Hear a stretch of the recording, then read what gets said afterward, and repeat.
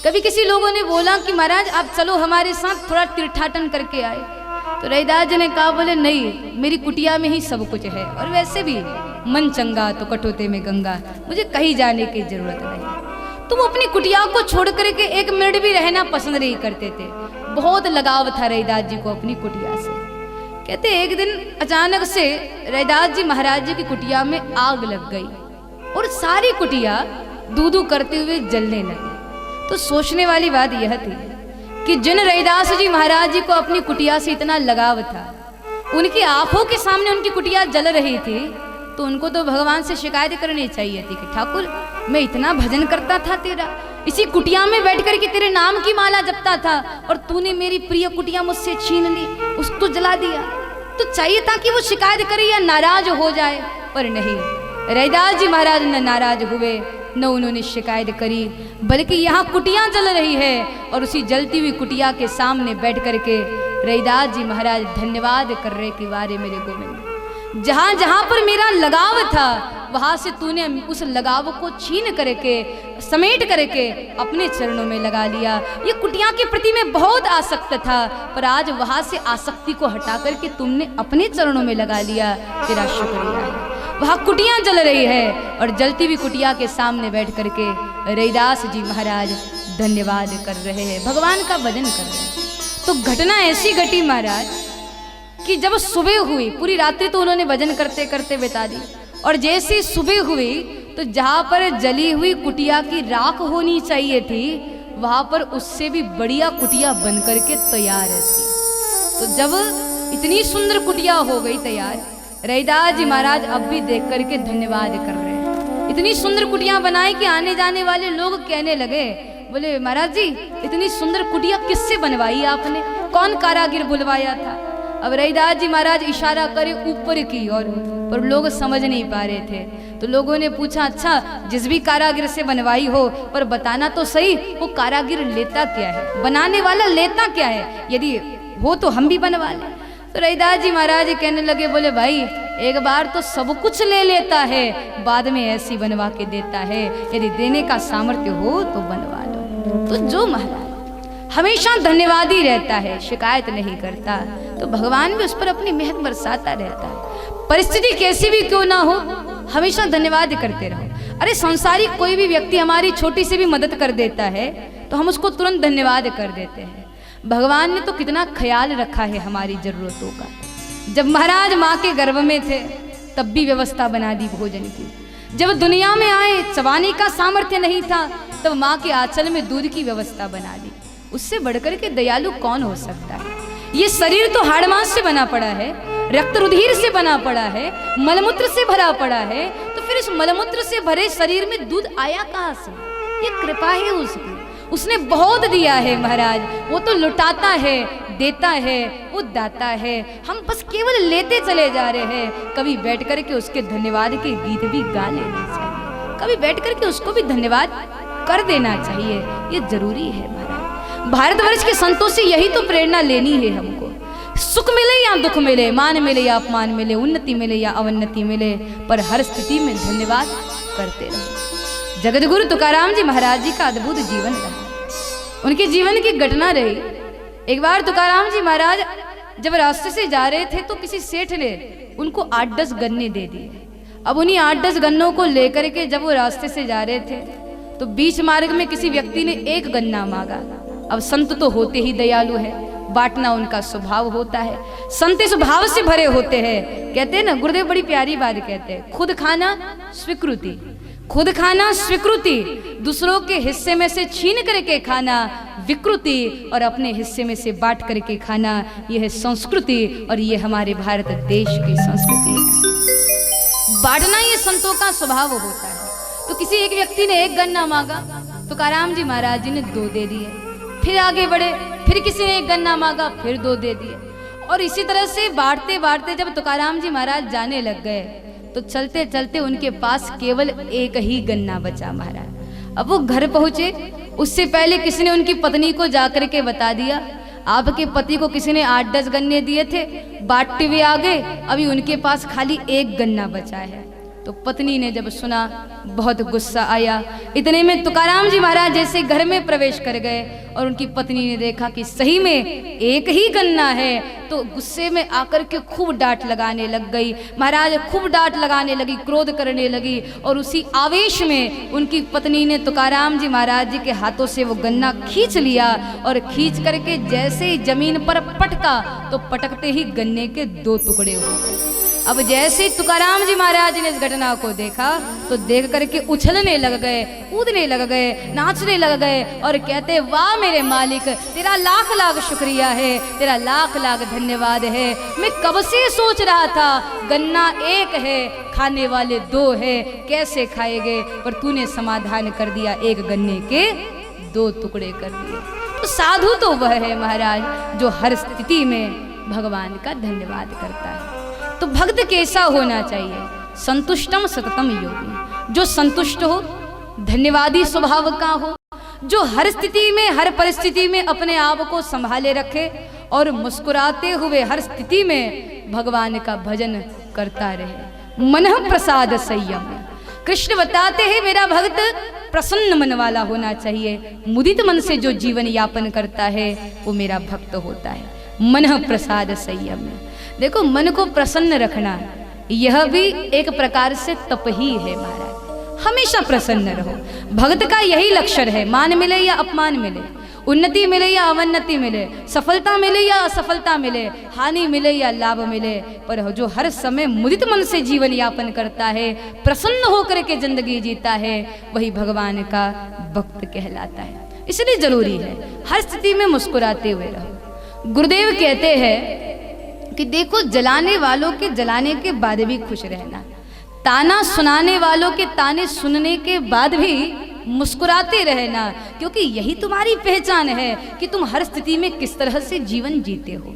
हर परिस्थिति में मुस्कुराते हुए व्यक्ति ने रहना चाहिए महाराज। एक छोटी सी बेटिया थी, उसके माता पिता लेकर के आगे और शिकायत करने लगे, बोले ये बड़ी ढीठ है। तो पूछा क्या हुआ? तो उसके माता पिता बोल रहे थे, बोले इसको हम जब भी डांट लगाते हैं ना तो ये अपने आप को कमरे में बंद करवा लेती है, तो हम डर जाते हैं कहीं कुछ गड़बड़ ना कर ले, लेकिन बाद में जब खिड़की से झांक करके देखते हैं ना तब ये अंदर खूब डांस कर रही होती है। तो इसको बाहर बुला के पूछते अंदर क्या कर रही थी, तो ये कहते कि मैं तुम लोगों को चिढ़ा रही हूँ कि तुम्हारे डांटने के बाद भी, तुम्हारे गुस्सा करने के बाद भी मेरी मस्ती में कोई कमी नहीं आई। उसके माता पिता बता रहे थे, बोले इसकी बहन इसका हिस्सा छीन करके खा जाती है, फिर भी ये थोड़ा खा करके भी खुश हो जाती है और कहते कि देखो बेसब्रे का पेट नहीं भर रहा और हमारा तो आधे में ही पेट भर गया। तो ये हर स्थिति में मुस्कुराती है, हर स्थिति में इसको कोई फर्क ही नहीं पड़ता, पता नहीं ये कौन सी मिट्टी से बनी है, हालांकि वो बनी है तो मस्ती के मिट्टी से बनी है। और ये मस्ती हर किसी के जीवन में होनी चाहिए, वरना लोग इतना इतना सरदर्द कर लेते हैं, कहते हम कैसे खुश रहे, हमारा भाई साथ देता तो हम खुश हो जाते, हमारी पत्नी हमारी बात मानती तो शायद हम खुश हो जाते, हमारे बच्चे हमारी आज्ञा का पालन करते तो हम खुश हो जाते। महाराज शरीयतों में अपनी जिंदगी मत जियो, किसी के भरोसे पे जिंदगी मत जियो। खुश तो आप तभी रहोगे जब आप अंदर से प्रसन्न होगे, भीतर से प्रसन्न रहने का प्रयास करो, भीतर से खुश रहने की कोशिश करो। हमेशा प्रसन्न रहना ये अपने आप में तप है महाराज। गुरुदेव कहते हैं जंगल में रहो चाहे बस्ती में, जंगल में रहो चाहे बस्ती में, लेकिन जहाँ भी रहो रहो प्यारे अपनी मस्ती में। ये जीने की कला है महाराज। हर स्थिति में गाते रहो, गुनगुनाते रहो।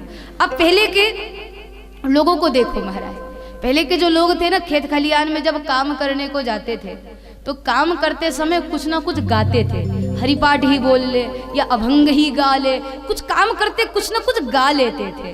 तो आज भी ऐसा जरूरी है, आप भी कार्य करते समय कुछ ना कुछ गुनगुना लिया करो, कुछ ना कुछ गा लिया करो, मस्ती में जिया करो। पर होता यह है महाराज, आज लोगों के पास गाने की फुर्सत नहीं है, लोग एक और से मोबाइल पर गाना चला देते हैं और खुद कुर्सी पे बैठ कर के फुर्सत से चिंता कर रहे होते हैं। मोबाइल गाना गा रहा है, आदमी चिंता कर रहा है। रिमिक्स का जमाना है ना, रिमिक्स चल रहा है। कभी खुद भी गा लेना चाहिए। जीवन संगीत है महाराज, प्रतिदिन मन की वीणा से हर रोज नई धुन प्रकट होनी चाहिए। मस्ती में गाओ, मस्ती में गुनगुनाओ तो हर दिन दिवाली बनेगा, हर दिन उत्सव बनेगा। आनंद में जीना व्यक्ति को आना चाहिए, जीवन जीना कला है महाराज। गीत गाता चल ओ साथी गुनगुनाता चल, गीत गाता चल ओ साथी गुनगुनाता चल, गीत गाता चल ओ साथी गुनगुनाता चल। ओ बंधु रे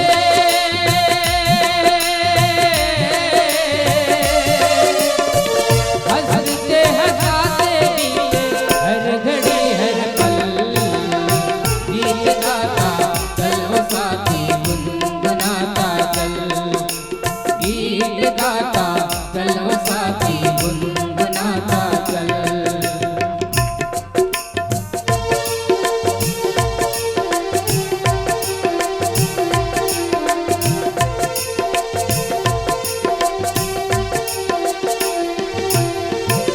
चांद सा चमकता है नदिया का पानी, पानी की हर एक बूंद देती जिंदगानी।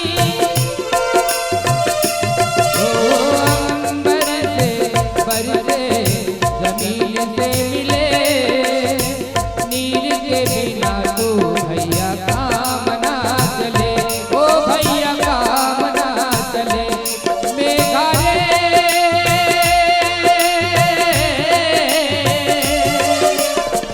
जल जो न होता तो ये जग जाता जल, गीत गाता चल ओ साथी गुनगुनाता चल, गीत गाता चल ओ साथी गुनगुनाता चल।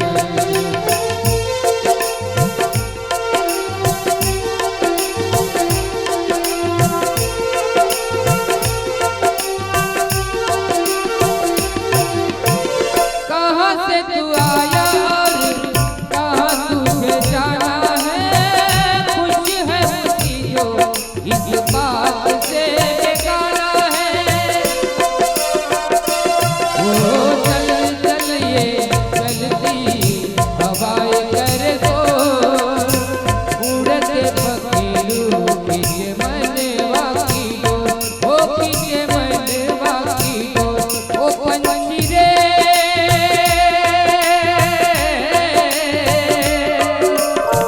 पंछियों के पंख लेके हो जा तू ओझल, गीत गाता चल ओ साथी गुनगुनाता, ओ साथी गीत गाता चल ओ साथी गुनगुनाता चल। ओ बंधु रे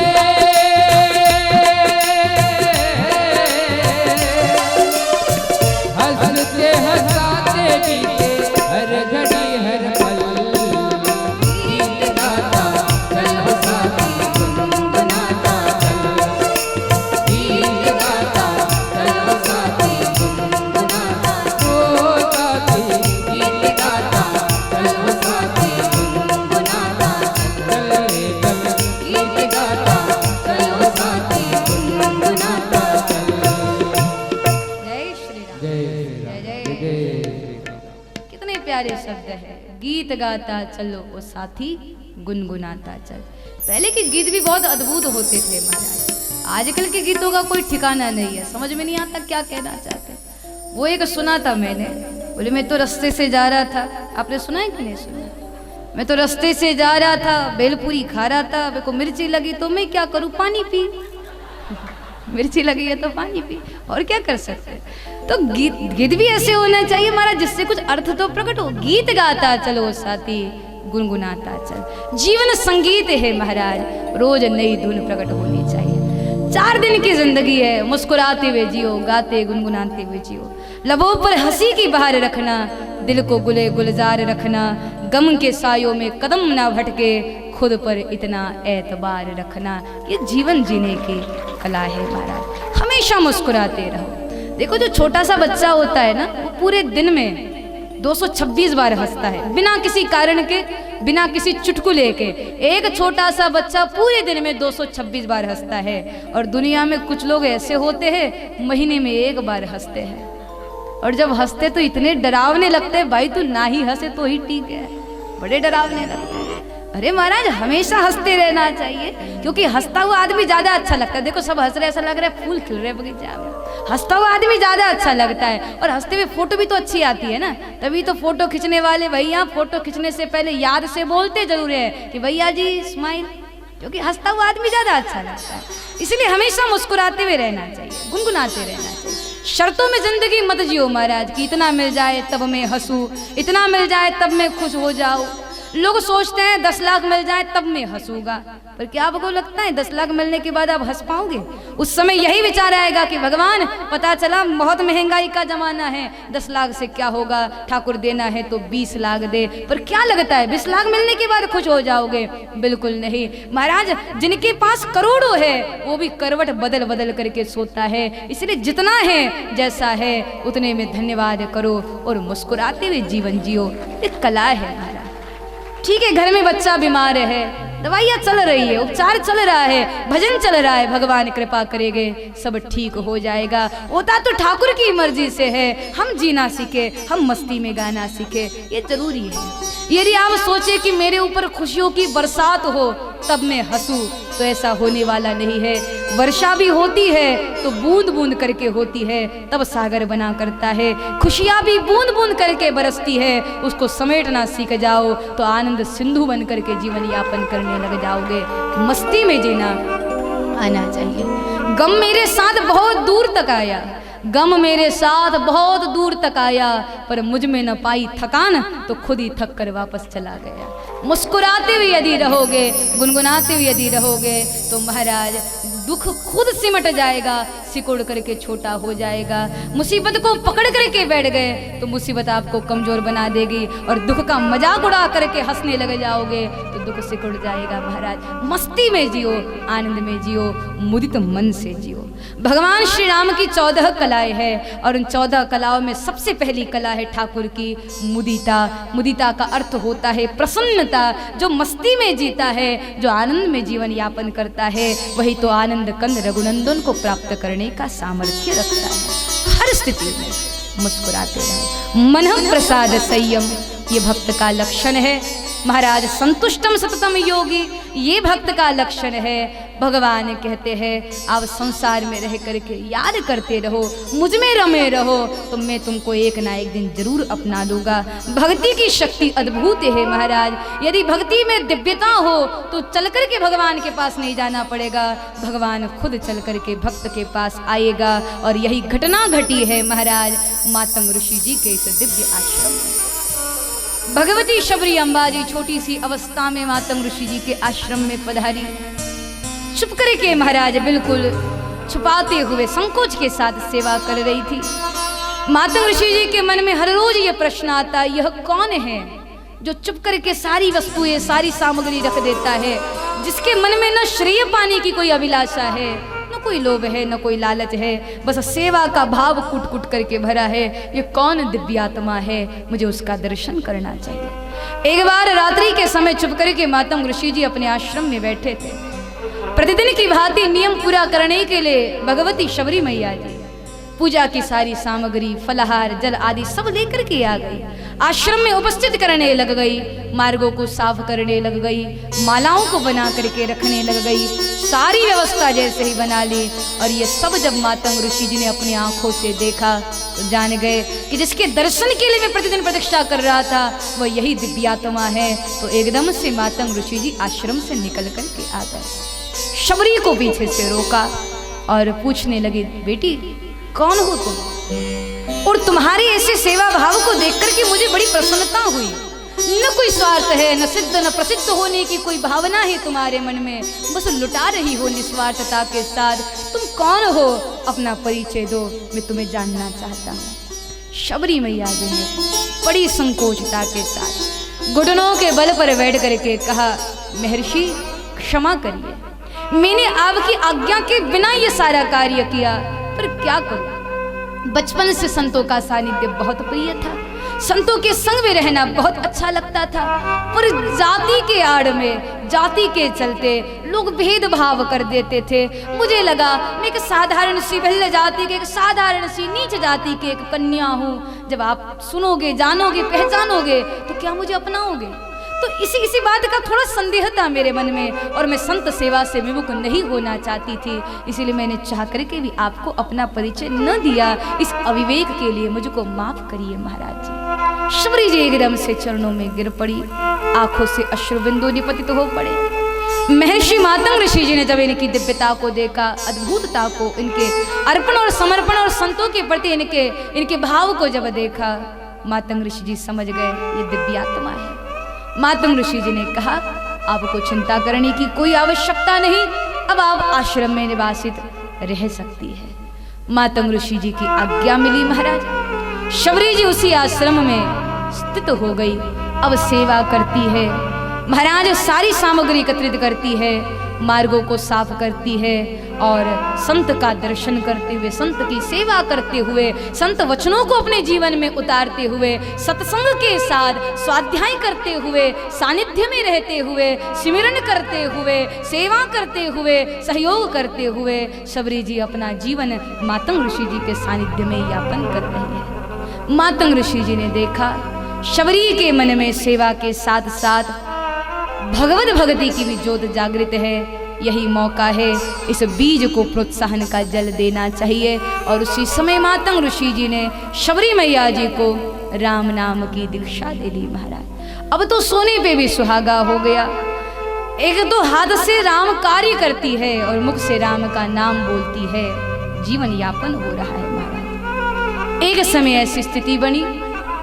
मातंग ऋषि जी ने अपने शिष्यों के बीच में ऐलान किया कि अब मुझे भजन करने के लिए एकांत में जाना चाहिए, तो मैं अब सबसे विदा लेकर के एकांत स्थान में निवास करना चाहता हूँ। सारे शिष्यों ने सुना, सब व्याकुलता के साथ गुरुदेव को वंदन करने लगे और गुरुदेव की विदाई की व्यवस्था करने लगे। लेकिन जब शबरी जी को पता चला कि गुरुदेव आश्रम को छोड़ करके एकांत में निवास करने के लिए प्रस्थान कर रहे हैं, सुनते ही शबरी व्याकुलता में दौड़ पड़ी, एकदम से मातंग ऋषि जी के चरणों को पकड़ लिया, कहा गुरुदेव यदि आप यहाँ से विदा हो जाएंगे तो शबरी के जीवन का क्या अस्तित्व रह जाएगा गुरुदेव। आपकी दासी आपके चरणन के दर्शन की आस लेकर के जी रही है गुरुदेव, आपका सानिध्य है, आपकी कृपा है, आपके वचन रूपी कवच मेरे पास है गुरुदेव, इसलिए जिंदगी जीना आसान हो रहा है। लेकिन यदि आप छोड़ करके चले गए,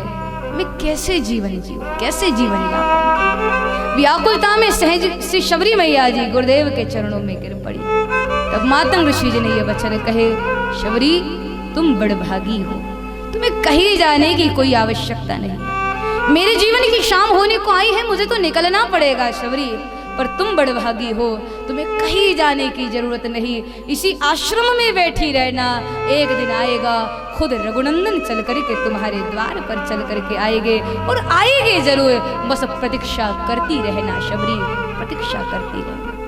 मातंग ऋषि जी ने इतना बोल करके शबरी के मस्तक पर अपना हस्त रख दिया, अपने साधना के बलबूते पर शबरी को महाराज भक्ति से जोड़ करके वो दिव्य शक्ति भगवान मातंग ऋषि जी ने शबरी जी को प्रदान करी, और श्री मातंग ऋषि जी वहां से अपनी यात्रा को प्रारंभ करते हैं। यहाँ शबरी जी ने जैसे ही सुना गुरुदेव ने कहा है भगवान आएंगे, अब गुरुदेव ने केवल इतना बोला है भगवान आएंगे, और कौन से समय में आएंगे, कौन से नक्षत्र में आएंगे, कौन से महीने में आएंगे, कौन से साल में आएंगे, कौन से सप्ताह में, कौन से दिन में आएंगे, ये तो गुरुदेव ने कहा ही नहीं। कहीं राम अभी चले आए तो, कहीं रघुनंदन अभी आ गए तो, ओहो मैंने तो कोई व्यवस्था नहीं बना करके रखी। मार्ग पर कितने सारे कांटे हैं, आश्रम की ओर आने वाले सारे मार्ग कंकड़ों से, पत्थरों से, कांटों से भरे पड़े हैं, मैं जानती भी तो नहीं हूं ना कि भगवान कौन से मार्ग से आएंगे, और कहीं गलती से भी ठाकुर के चरणन में कुछ चिप गया तो मैं अपने आप को माफ नहीं कर पाऊंगी। गुरुदेव बताते थे कि ठाकुर पादत्राण न पहनते हुए यात्रा कर रहे हैं, कहीं सरकार के चरणों में कुछ चोट आ गई तो मैं क्या कहूंगी गुरुदेव से। और उसी समय इतने आनंद से भर गई शबरी, गुरुदेव ने कहा है भगवान राम आएंगे, और सोही तैयारी में लग गई। आश्रम की ओर आने वाले सारे रास्तों को शबरी जी ने साफ कर दिया, फल फूल ला करके रख दिए, बेर एकत्रित करके रख दिए, माला बना करके रख दी, आसन बिछा करके रख दिया और कुटिया के द्वार पर बैठ करके प्रतीक्षा करने लगी भगवान आइए। ये नियम बन गया था शबरी का। सुबह से शाम तक शबरी मैया जी प्रतीक्षा करती, लेकिन यदि शाम तक भगवान न आए ना तो निराश नहीं होती थी, बल्कि सोचती थी शायद मुझ में ही कोई कमी रह गई है, मुझ में ही कोई खोट रह गई है, वरना ठाकुर तो दयालु है, वो तो आ जाता, कमी तो मुझ में होगी। शबरी फिर भक्ति को बढ़ाती है और भजन करती है और महाराज अपनी अपनी आस्था को, अपने विश्वास को, अपनी अपनी प्रतीक्षा को तीव्र करते हुए शबरी हर रोज भगवान के आने की प्रतीक्षा करती है। और कैसी निष्ठा रही शबरी मैया की अपने गुरुदेव के वचनों पर। गुरुदेव ने कहा था भगवान राम आएंगे, बिना किसी स्टैम्प पेपर पर लिखे, पर गुरुदेव ने कहा है ना भगवान आएंगे तो आएंगे। प्रतीक्षा करते करते शबरी का बचपन बीत गया, जवानी बीत गई, महाराज बुढ़ापा भी बीतता चला जा रहा है, सामने मौत की काली घनघोर रात भी आ गई है, लेकिन उसके बाद भी शबरी जी का गुरु वचनों से विश्वास कम नहीं हुआ। महाराज देखो, जो लोग गुरु को मानते हैं लेकिन गुरु वचनों पर जिनका भरोसा नहीं है ना, ऐसे लोग गुरु भक्ति में कभी सफल नहीं हुआ करते। आज शिष्य आपस में झगड़ते हैं गुरुदेव की झूठन पाने के लिए, अन्न की झूठन पाने के लिए। अरे महाराज, गुरुदेव मुख से कौर निकाल करके थोड़ी ना थाल में रखते हैं, और यदि नहीं रखते तो वो झूठन कैसे? अन्न की झूठन की बात धर्म ग्रंथों में नहीं है। गुरुदेव की सच्ची झूठन तो गुरुदेव के मुख से निकला हुआ शब्द है। महाराज गुरुदेव के शब्द ये शिष्य के लिए रक्षा कवच है, गुरुदेव का वचन ये कवच है शिष्य के लिए, और गुरुदेव की कृपा ये कवच बन करके शिष्य की रक्षा करता है। तो जरूरी है जो व्यक्ति गुरु भक्ति में सफल होना चाहता है वो महाराज गुरु वचनों का पालन करे, ये आवश्यक है। शबरी के जीवन की ये विशेषता है। महाराज शबरी जब से गुरुदेव मातंग ऋषि जी से जुड़ी हुई है तब से शबरी जी पूर्ण रूप से समर्पित है अपने गुरुदेव के चरणों में। गुरुदेव की आज्ञा ही सर्वोपरि है शबरी के लिए। शबरी के मन में कभी कभी विचार आता है, मुझ में तो योग्यता नहीं है कि भगवान मेरे लिए चल करके आए, पर भले मेरी योग्यता हो या न हो, पर मुझे विश्वास है गुरु वचनों को पूरा करने के लिए तो भगवान जरूर आएंगे, क्योंकि ये गुरु के वचन है और उसको पूरा करने के लिए ठाकुर आएंगे। महाराज गुरु भक्ति में यदि सफल होना चाहते हो ना, तो शबरी के जीवन से हमको एक प्रेरणा मिलती है कि गुरु भक्ति में यदि सफल होना चाहते हो तो एक तो शिष्य में आलस्य नहीं होना चाहिए, और दूसरा शिष्य में लालच नहीं होना चाहिए। ये बहुत जरूरी है। एक तो आलस्य ना हो और दूसरा लालच ना हो। देखो, गुरु आज्ञा से पहले उठना नहीं और गुरु आज्ञा के बाद बैठना नहीं, ये जरूरी है। ये पहला सूत्र है। शिष्य जब गुरु से जुड़े तो आलस्य को त्यागे, गुरुदेव के वचनों का पालन करे, गुरुदेव की आज्ञा का पालन करे, गुरु की योजनाओं से जुड़े, गुरु के विचारों से जुड़े, गुरु के वचनों से जुड़े। देखो, गुरु से जुड़ने का मतलब यह नहीं कि आप शरीर से जुड़ो। शरीर से तो केवल 8-10 लोग जुड़े रह सकते हैं। यदि गुरु के पास 8-10 लोगों से ज्यादा लोग खड़े हो जाए तो गुरु को तकलीफ हो जाएगी। तो शरीर से जुड़ना अलग बात है। गुरु से जुड़ने का मतलब है गुरु के विचारों से जुड़ो, गुरु की योजनाओं से जुड़ो, गुरु के महाराज वचनों से जुड़ो। देखो, अपने नगर में रह करके कुछ ऐसा काम करो जिससे आपका गुरु आप पे खुश हो जाए। अपने नगर में, अपने शहर में कुछ ऐसा करो जिससे आपके गुरुदेव आप पर प्रसन्न हो जाए। गुरु आज्ञा को पालन करना और गुरु वचनों से जुड़ना, ये सबसे बड़ी गुरु भक्ति है। गुरुदेव बड़ी प्यारी बात कहते हैं कि गुरु के वचनों को लोक कल्याण के लिए लोगों तक पहुंचाना, ये भी सबसे बड़ी गुरु भक्ति है। महाराज गुरुदेव के उपदेशों को संदेश का रूप देकर के लोगों तक पहुंचाना, ये भी सबसे बड़ी गुरु भक्ति है। कहते रामकृष्ण परमहंस जी महाराज जब भी कुछ अद्भुत बात बोलते थे तो विवेकानंद जी के मन में विचार आता था कि यदि भगवान ने मुझको मौका दिया ना तो गुरुदेव की इस बात को मैं भारत के कोने कोने तक पहुंचाऊंगा। और उनको वो मौका मिला भी।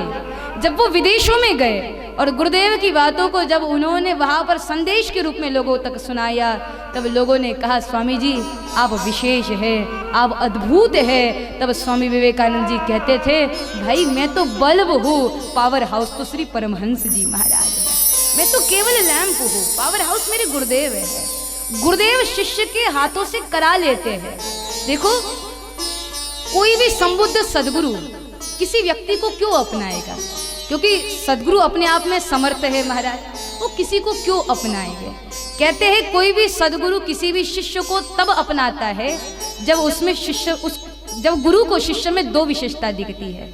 एक तो यह कि जिसका मन बच्चे की तरह निर्मल है, निष्कपट है, निर्द्वंदी है, निर्लोभी है, एक तो गुरु उसको अपनाता है। और दूसरा, जिस धातु से गुरु लोक कल्याण का काम कराना चाहते हैं, एक तो गुरु उसको अपनाते हैं। इसलिए आप देख सकते हैं लाखों लोग गुरु को अपनाते हैं, पर गुरु ने कितनों को अपनाया है महाराज। और जिनको गुरु ने अपनाया है उनके जीवन की दिव्यता कुछ अद्भुत होती है। शिष्य गुरु को अपनाए ठीक है, पर बड़ी बात तब होगी जब गुरु भी शिष्य को अपनाए, क्योंकि कनेक्शन के बाद ही करंट शुरू होता है महाराज। दिव्यता तो वहां से जीवन में आती है। लेकिन कोई सदगुरु क्यों अपनाएगा? कहते जिसका मन निर्मल है बच्चे की तरह, एक तो गुरु उसको अपनाता है, और जिसके धातु से, जिसके शरीर से गुरु लोक कल्याण का काम कराना चाहते हैं, एक तो गुरु उसको अपनाते हैं। फिर यदि वो गंदा हो तो उसको नहला देंगे, यदि वो लुटेरा है तो उसको वाल्मीकि बना देंगे, पर जो धातु लोक कल्याण के काम में लग सकती है, गुरु उसको अपनाता जरूर है। फिर गुरु ये नहीं देगा कि ये शूद्र है या क्षत्रिय है या ब्राह्मण है या नीच जाति का है, तब तो गुरु अपनाएगा, तब तो जीवन में अद्भुतता आने लग जाएगी। तो जरूरी है यदि गुरुदेव को प्रसन्न करोगे, क्योंकि जो प्रसन्न होगे तो वो अपनाएंगे। और गुरुदेव को यदि प्रसन्न करना है तो एक तो शिष्य में आलस्य नहीं होना चाहिए, और दूसरा लालच नहीं होना चाहिए। गुरुदेव की आज्ञा का पालन करने के लिए हर समय तैयार रहो, सक्षम रहो। आलस्य को त्यागो और दूसरा लालच को त्यागो, क्योंकि यदि गुरु सानिध्य में बैठने के बाद शिष्य में लालच होगा कि गुरु मुझे सिद्ध बना दे, गुरु मुझे प्रसिद्ध बना दे, तो ऐसे में शिष्य को गुरु की उपस्थिति बोझ लगेगी महाराज।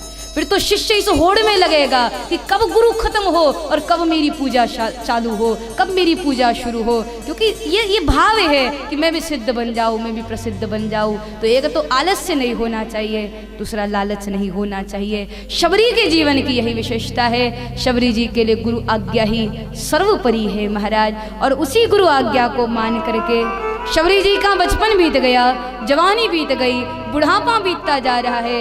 सामने मौत की काली घनघोर रात है, पर प्रतीक्षा की वो तीव्रता उतनी ही तीव्र है महाराज। आज जैसे ही दिन बीत गए, समय बीत गया, और लंबी अवधि बीत जाने के बाद गोस्वामी जी कहते हैं कि वो दिन आ गया जिस दिन में शबरी के द्वार पर स्वयं दुनिया का मालिक पधारने वाले थे, स्वयं ठाकुर आने वाले थे। शबरी आज प्रातः काल से ही महाराज बड़े मंगलमयता के साथ तैयारी में जुट चुकी थी। वह भगवान राम महात्माओं से पूछते पूछते महाराज उसी कुटिया की ओर आने लगे जिस कुटिया में भगवती शबरी जी का निवास था। यहाँ भगवान शबरी जी की कुटिया की ओर बढ़ रहे हैं, और वह शबरी मैया जी तैयारी में जुट रही है। शबरी जी ने आज प्रातः काल से ही सारी व्यवस्था बना करके रख दी, मंगलमयता के साथ आसन बिछा करके रख दिया, महाराज फूल फल एकत्रित करके रख दिए, और शबरी जी प्रतीक्षा करने लगी कि आज भगवान जरूर आएंगे। भीतर से आवाज आती है, भीतर से महाराज एक आवाज प्रकट हो रही है, प्रतीक्षा की बेला अब पूरी हो गई, आज राम आएंगे, आज भगवान पधारेंगे। प्रतीक्षा कर रही है। जब से सुबह का सूरज निकला है, सूर्य भगवान ने जैसे अपने पहली किरण से महाराज शबरी जी की कुटिया का अभिषेक कर दिया, तब से शबरी जी इस प्रतीक्षा में है, आज भगवान आएंगे। लेकिन जब सूरज चलते चलते माथे पर चढ़ गया, लेकिन जब भगवान राम नहीं आए तो शबरी जी के मन में बड़ी व्याकुलता हो गई, और बड़ी व्याकुलता के साथ श्री शबरी मैया जी निवेदन करने लगी। कहती है, ठाकुर अब कितना विलंब करोगे आप? आपकी प्रतीक्षा में आंखों से आंसू बहाते बहाते अब तो आंख के आंसू भी सूख चुके हैं नाना। ए नैनाभिराम श्री राम, जरा अपनी मोहिनी मूर्ति की छटा तो दिखा जाओ प्यारे। देखो ना, कब से मेरे तृषित नेत्र आपके ललित लोचन के दर्शन के लाला अंकित पड़े हैं, अब और सहा नहीं जाता, अब तो आ जाओ। ए राम, कब आओगे आप? प्रतिदिन हवा आती है, बहती है, चली जाती है, आसमान में चंद्रमा आता है, आकर के चला जाता है, हर रोज पशु पक्षी आते हैं, गीत गाते हैं, चले जाते हैं, हर कोई आ रहा है, जा रहा है, और राम आप कब आओगे, कब कब पधारोगे, भेलनी की इस कुटिया के भागों को कब जगाओगे ठाकुर। अब तो बर्दाश्त नहीं होता, अब तो आ जाओ राम, अब तो पधारो राम। शबरी जी व्याकुलता में पुकारती चली जाए। आसमान की ओर निगाहें टिकी हुई है महाराज, आंखों में अश्रु बिंदु है, हृदय में प्रभु मिलन की प्यास है, ठाकुर के दर्शन की तीव्रता है। और शबरी जी उसी व्याकुलता में गाती चली जा रही है, कब मिलोगे ठाकुर, कब मिलोगे राम, कब मिलोगे राम। शबरी पुकारती चली जा रही है, कब मिलोगे मोहे राम,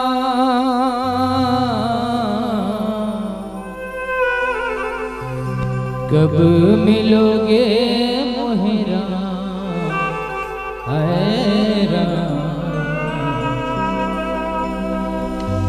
कब मिलोगे मोहे राम, कब मिलोगे मोहे राम, मोहे राम, कब मिलोगे मोहे राम। ये अखियाँ दर्शन की प्यासी, नींद ना आए मोहे दिन राती। ये अखियाँ दर्शन की प्यासी, नींद ना आए मोहे दिन राती। जीवन बीता जा, जीवन बीता जा, कब मिलोगे मोहे राम, मोहे राम, कब मिलोगे मोहे राम। शबरी जी पुकारती है, ठाकुर मैं जानती हूँ मेरी कोई योग्यता नहीं है, मेरी इतनी पात्रता भी नहीं है कि आप अपने भगतों की मंडली को छोड़ करके इस अभागी दासी के लिए यहाँ चल करके आओ ठाकुर। मैं जानती हूँ मेरी उतनी योग्यता नहीं है, पर ना मेरी भली पात्रता हो या न हो, मेरी योग्यता हो या न हो, पर केवल गुरुदेव के वचनों को पूरा करने के लिए तो आ जाइए राम। मैं जानती हूँ मैं कामी हूँ, मैं क्रोधी हूँ, मैं लोभी हूँ, मैं ईर्ष्यालु हूँ, असद्वृत्तियों से भरी हूँ, अधम से भी अधम हूँ, नीच हूँ। मैं तो यहाँ तक स्वीकार करती हूँ राम कि मैं पतितों की, पापियों की पंक्ति में भी सबसे पहला नंबर किसी का लगता है वो मेरा लगता है। मैं जानती हूँ उस दुनिया में आज सबसे बड़ा पतित यदि कोई है तो वो मैं हूँ। और राम मैंने भी तो सुना है कि आपका नाम भी पतित पावन है। दुनिया का कितना भी बड़ा पतित क्यों ना हो सरकार, पर उस पतित को पावन करने का सामर्थ्य आप में है। ठाकुर अपने नाम की लाज बचाने के लिए आ जाइए, अब तो आ जाइए। हे नैनाभिराम श्री राम, अब तो कमर भी झुकी हुई है, लाठी का सहारा लेकर के चलती हूँ। मैंने सुना है दुनिया का सबसे सबल सहारा राम है, निराधार को आधार एक राम राम। कानों से सुनाई नहीं देता पर अभी भी व्याकुलता है आपके दिव्य वाणी को सुनने की। आंखों से ठीक से दिखाई नहीं देता पर फिर भी ये नेत्र तरस रहे हैं नाद आपके दर्शन के लिए। ए राम अब ये जीवा निरंतर आपके नाम को भजती रहती है। ए राम अब तो आ जाओ, अब तो दर्श दिखाओ, अब तो पधारो ठाकुर। शबरी जी पुकारती चली जा रही है, व्याकुलता में आंखों से अश्रु बिंदु गिराती चली जा रही है। बीती जाए यूं ही उमरिया, बीती जाए यूं ही उमरिया, बीती जाए, बीती जाए, बीती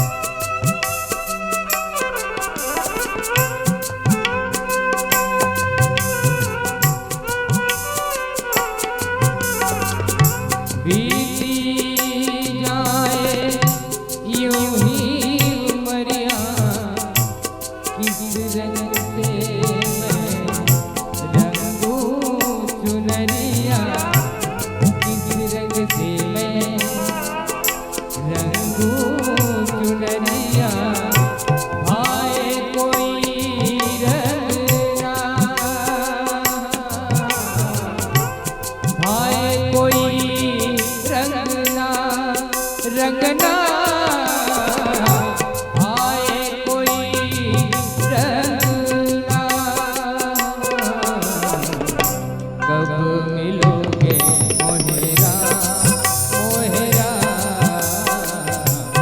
कब मिलोगे मोहेरा मोहेरा, कब मिलोगे मोहेरा। शबरी जी व्याकुलता में पुकारती जा रही है, ठाकुर अब तो आ जाओ, अब तो दर्श दिखाओ।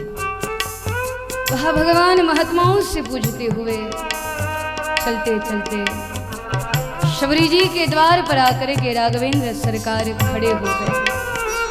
शबरी जी पुकार रही है, आंखों में अश्रुबिंदु है, झोली फैली हुई है, निगाहें टिकी हुई है आसमान की ओर और मना रही है। भगवान आकर के खड़े हो गए, आवाज लगाई ठाकुर ने, माँ माँ। और जैसे ही भगवान की यह दिव्य वाणी शबरी मैया जी के कान के द्वार से प्रवेश करके हृदय मंदिर में जाकर के उतरी, एहसास हुआ ये आवाज तो कुछ जानी पहचानी सी लगती है। कौन है? इतने स्नेह के साथ पुकार रहा है। शबरी जी को भीतर से संकेत मिल रहा है, कोई अपना पुकार रहा है। देखने की, जानने की इतनी व्याकुलता हुई। शबरी भैया जी मुड़ करके जैसे ही लाठी का सहारा ले करके मुड़ करके देखती है, ओहो महाराज, आज जैसे पीछे मुड़ करके देखा, अद्भुत लीला हुई। जिसके प्रतीक्षा के लिए बचपन बिता दिया, जवानी बिता दी, बुढ़ापा बिता दिया, आज वो परमात्मा आंखों के सामने खड़े हैं। शबरी जी इतनी गदगद हो गई, देख करके आह्लादित हो गई, भाव विभोर हो गई, दौड़ना चाहती है, लाठी के सहारे को फेंक दिया और दौड़ने का प्रयास जब शबरी करने लग गई, लेकिन दौड़ते उसी होड़ में गिरी, लेकिन गिरी भी तो कहा राम चरणों में महाराज। और आज जैसे शबरी मैया जी राम जी के चरणों में गिरी, भगवान ने भुजाओं के बल पर आज शबरी जी को उठाया। शबरी जी चरणन से लेकर के भगवान के मुखारविंद तक का दर्शन कर रही है और मस्ती में गा रही है, मिल गए मुझे मेरे राम। आपसे अश्रु बिंदु गिर रहे हैं। शबरी जी भाव विभोर हो करके, आह्लादित हो करके, उत्साह से भर करके, नेत्रों से अश्रु की धार निपतित करते हुए गाती चली जा रही है, गाती चली जा रही है। मिल गए मुझे मेरे राम, मेरे राम, मिल गए मुझे मेरे राम, मेरे राम, मिल गए मुझे मेरे राम, मिल गए मुझे मेरे राम, मेरे राम, मिल गए मुझे मेरे राम, मेरे राम, मिल गए मुझे मेरे राम, मेरे राम, मिल गए मुझे मेरे राम, मेरे राम, मिल गए मुझे मेरे राम, मिल गए मुझे मेरे राम, मेरे राम, मिल गए मुझे मेरे राम, मेरे राम। आ गए प्रभु श्री राम, श्री राम, आ गए प्रभु श्री राम, श्री राम, मिल गए मुझे मेरे राम, मिल गए मुझे मेरे राम, मिल गए मुझे मेरे राम।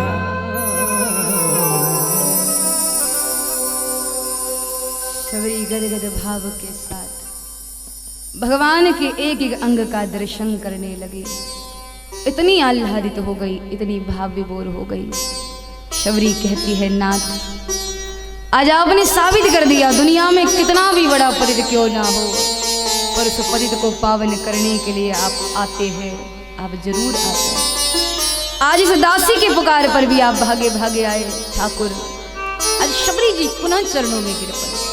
भगवान भुजाओं के बल पर शबरी जी को उठाते हैं। शबरी जी चरणन से लेकर के ठाकुर के मुखारविंद तक का दर्शन करती है। आज शबरी के पास कोई लाठी का सहारा नहीं है, भगवान के हाथ को पकड़ा हुआ है। निराधार को आधार एक राम राम। और वही शबरी जी सरकार को भीतर लेकर के आसन पर विराजमान करती है, चरणों में बैठती है। तय तो बहुत कुछ किया था, भगवान आएंगे तो ये करूँगी, भगवान आएंगे तो वो करूँगी, पर आज देखने के बाद शबरी जी सब कुछ भूल गई। देखा ठाकुर के चरणन में छाले पड़ गए हैं, भगवान की चरणों में चोट आई है। जल से चरण बाद में पखारे महाराज, आज आंखों से बहते हुए आंसुओं से शबरी जी ने भगवान के चरणों को पखार दिया। मंगलमयता के साथ तिलक करने लगी, माला पहनाने लगी और शबरी जी कहती है, ठाकुर यदि आज मुझे कोई वेद मंत्रों को बोलना आता होता ना, यदि संस्कृत की भाषा को यदि मैं जानती तो आज आपकी बहुत प्यारी स्तुति कर देती, पर न जानाम योगम जपम नैव पूजा, न मैं कोई स्तुति जानती हूँ, न वेद मंत्रों को जानती हूँ, अनपढ़ हूँ, गवार हूँ, पर आपके चरणन की दासी हूँ। आपके दर्शन की आस लेकर के जीती रही और मुझे विश्वास था अपने गुरुदेव के वचनों पर कि आप कभी किसी को निराश नहीं करते, और आपने साबित कर दिया। नाथ आपसे बढ़कर के दयालु, आपसे बढ़कर के कृपालु कौन हो सकता है। शबरी जी बड़े मंगलमयता के साथ भगवान के चरणों में बार बार वंदन करने लगी। वही शबरी जी ने ठाकुर जी की सेवा के लिए कुछ बेर एकत्रित किए थे।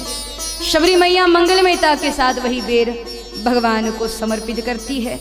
ठाकुर ने एक बेर उठाया, उठा करके मुख में रखा, शायद खट्टा होगा, उसकी खटास ठाकुर के चेहरे पर दिखने लगी। शबरी जी समझ गई, अपने आप को थोड़ा दोष देने लगी और वही शबरी जी इतनी भाव में आ गई, बेर उठाया, उठा करके अपने मुख में रखा, उसको चखा और चखने के बाद वही झूठा बेर भगवान को दिया। आज ठाकुर ने यह मंगलमयता के साथ शबरी जी के भेंट झूठी बेरों को भी भगवान ने स्वीकार किया और भगवान ने साबित कर दिया, सबसे ऊंची प्रेम सगाई, दुर्योधन के मेवा त्यागे साग विदुर घर खाई, झूठी बेर सबरी के खाए बहुविधि स्वाद बताई, और सबसे ऊंची प्रेम सगाई। वही श्री शबरी मैया जी ने एक बेर उठाया, चखा, उसको लक्ष्मण जी महाराज जी को सौंपा। लक्ष्मण जी महाराज जी ने देखा, बोले मैं झूठा बेर क्यों पाऊं, तो मौका देख करके लक्ष्मण जी महाराज जी ने वो बेर पीछे फेंक दिया। तो कहते हैं जितने भी चखे हुए बेर शबरी जी ने लक्ष्मण जी को दिए, लक्ष्मण जी ने मौका देख करके उसको फेंक दिया और कहते आगे चल करके उन्हीं बेर से संजीवनी बूटी बनी। और जब लक्ष्मण जी महाराज जी को ब्रह्मबाण लगा तो इसी बेर से बनी हुई संजीवनी बूटी को पीस करके उसका रस जब लक्ष्मण जी को पिलाया गया तब उनकी मूर्छा उतरी थी। महाराज ये बेर कोई साधारण नहीं थे, जिस जीवा ने बचपन से राम नाम को जपा था उस जीवा के चखे हुए ये बेर थे, साधारण नहीं थे। भगवान ने बहुत प्रेम के साथ उन बेरों को स्वीकार किया। श्री शबरी मैया जी ठाकुर के चरणों में विराजमान थी और वही भगवान ने अधिकारिणी जान करके शबरी मैया जी को नवदा भक्ति की चर्चा उनके सामने करी। लक्ष्मण जी महाराज ने अरण्य कांड के समय कितनी बार बोला, भैया मुझको नवदा भक्ति के बारे में सुनाओ, नवदा भक्ति के बारे में सुनाओ। भगवान ने राम गीता सुना दी पर नवदा भक्ति की चर्चा लक्ष्मण के सामने न करी, क्योंकि वो चर्चा शबरी के लिए बचा करके रखी थी। यहाँ भगवान नवदा भक्ति की बड़ी अद्भुत चर्चा करते हैं और शबरी जी कहती है, महाराज मैं अधम से भी अधम थी, अधम ते अधम, अधम अति नारी, लेकिन फिर भी आपने स्वीकार किया। भगवान ने कहा, बोले शबरी मैं केवल भाव को देखता हूँ, जात पात को नहीं। और वैसे भी भक्तों से जात पात कहाँ पूछी जाती है, जात पात पूछे नहीं कोई, हरि को भजे सो हरि का ही होई। और जो भक्त है वो भगवान का हो जाने के बाद उसके सारे विकार वो ठाकुर हर लेते हैं। एक नाम हरि भी तो है, वो अपने आश्रितों के विकारों को, दुखों को हरता है। शबरी तुम्हारी दिव्यता अद्भुत है। भगवान ने शबरी मैया जी को नवदा भक्ति की प्रेरणा दी। बड़ी मंगलमय चर्चा शबरी जी और ठाकुर जी के बीच में भई। महाराज तो यहाँ पर मंगलमयता के साथ शबरी मैया जी राम जी के चरणों में उपस्थित है। तो देखो इतने लंबे अवकाश के बाद शबरी जी को राम मिले हैं। बचपन बीता, जवानी बीती, बुढ़ापा बीतता जा रहा था और ऐसे समय पर अंतिम समय में भगवान राम का दर्शन हुआ है। ऐसा करते हैं आज राम जी को शबरी जी के आश्रम में ही रहने देते हैं। थोड़ी चर्चा करेंगे, मंगलमयता के साथ भेंट होगी। बहुत लंबी प्रतीक्षा के बाद मिले हैं महाराज, तो सरकार को इतनी जल्दी विदा नहीं कराएंगे। आज शबरी जी के आश्रम में ही रुकने देते हैं। उसके बाद कल ठाकुर का विश्राम पूरा हो जाएगा और उसके बाद हम चलेंगे कल ठीक 2 बजे कथा के सत्र की ओर। तो जैसे कि आप सब जानते हैं कल कथा को मंगलमयी विश्राम किया जा रहा है। तो आप सबसे निवेदन है महाराज आप भी पधारो। और अब तो ये भी नहीं बोल सकते अपने साथ 2-2 मेंबर बढ़ा करके आओ, क्योंकि बैठने को जगह ही नहीं है। और 2-2 मेंबर बढ़ा भी दिए तो कहाँ बैठेंगे महाराज। लेकिन फिर भी आप भी पधारो, अगल बगल के लोगों को भी लेकर के आओ। कल हो सके तो अपने बच्चों को भी साथ में लेकर के आओ, क्योंकि गुरुदेव बड़ी प्यारी बात कहते हैं, यदि आप अपने बच्चों के हाथ को पकड़ करके यदि उन्हें सत्संग में लाओगे, हरि कथा में लाओगे, तो बच्चों पर ऐसे संस्कार पड़ेंगे कि वही बच्चे आगे चल करके आपको तीर्थ यात्रा भी कराएंगे। तो ये कथा सभी के लिए है, बच्चों के लिए भी है, बूढ़ों के लिए भी है, मंगलमयता के साथ गाएंगे। पर आज के सत्र को विश्राम करें, उससे पूर्व थोड़ा कीर्तन कर ले और उसके बाद मंगलमयी विश्राम करें। तो भाव से कुछ क्षण के लिए, तो कुछ क्षण के लिए हम सब थोड़ा चलते हैं। कल एकादशी थी है ना, पर कल थोड़ी व्यस्तता थी, कथा का प्रभाव भी बहुत था, इसलिए कल तो नहीं पहुंच पाए पंढरपुर, आज चले जाते हैं महाराज। तो गाते हुए और मंगलमयता के साथ सब गुनगुनाते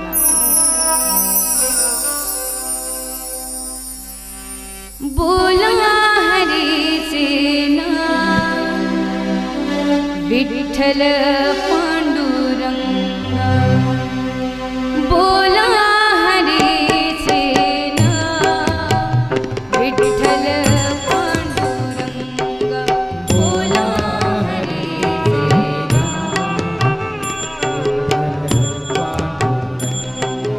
बोला हरि सेना विठ्ठल पांडुरंग, पांडुरंग पांडुरंग पांडुरंग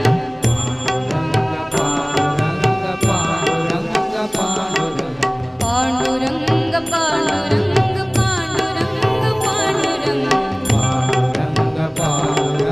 पांडुरंग पांडुरंग बोला हरि सेना विठ्ठल पांडुरंग, बोला हरि सेना मागे उभा विठ्ठल पुढे उभा विठ्ठल,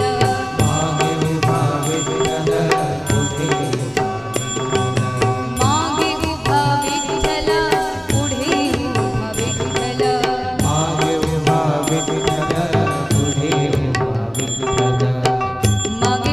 विठ्ठल पुढे उभा विठ्ठल, मागे उभा विठ्ठल पुढे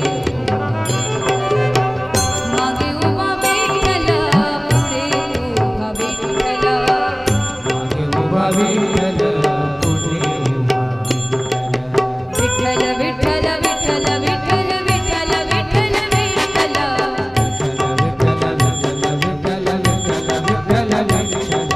विठ्ठल विठ्ठल विठ्ठल विठ्ठल विठ्ठल विठ्ठल विठ्ठल,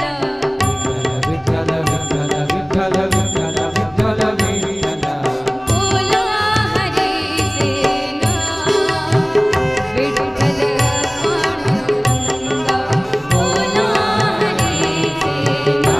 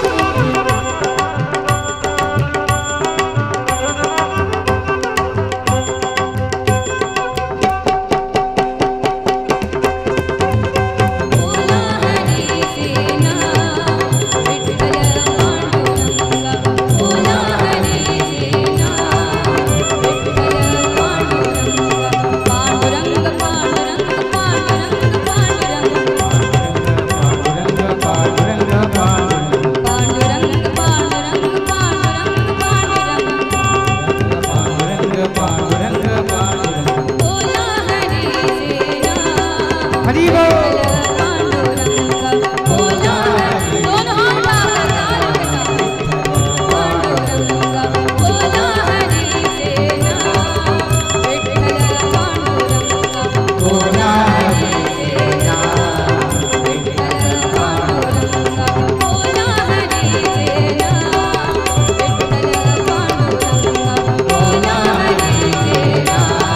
विठ्ठल पांडुरंग बोला हरि सेना विठ्ठल पांडुरंग बोला हरि सेना विठ्ठल पांडुरंग बोला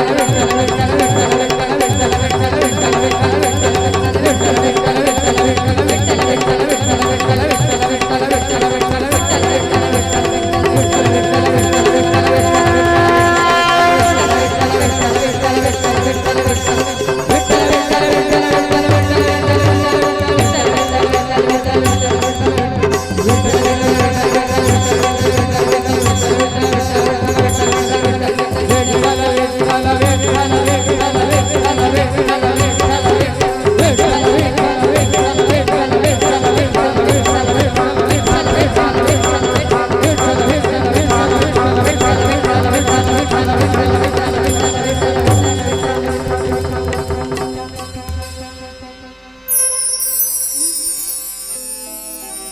बोला हरि सेना विठ्ठल पांडुरंग पांडुरंग पांडुरंग पांडुरंग पांडुरंग पांडुरंग पांडुरंग पांडुरंग पांडुरंग बोला हरि सेना विठ्ठल